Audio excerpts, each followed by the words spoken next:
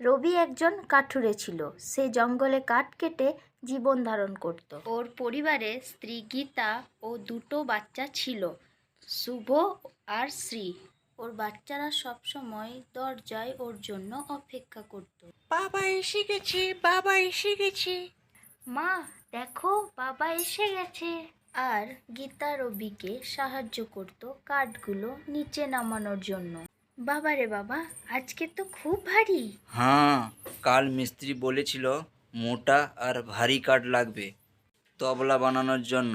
হ্যাঁ, বলছিল যদি মোটা কাঠ এনে দিই তাহলে 1,000 টাকা দেবে। 1,000? হ্যাঁ, তাই জন্য তো সকাল থেকে এই কাঠটা কাটছিলাম। তুমি আমার জন্য চাই বানিয়ে নিয়ে আসো, ওরা চলে আসবে। হ্যাঁ হ্যাঁ, ততক্ষণে তুমি হাত মুখ ধুয়ে নাও। গীতা উনুনে চা বসিয়ে দিল। তখনই দরজাতে খটখট শব্দ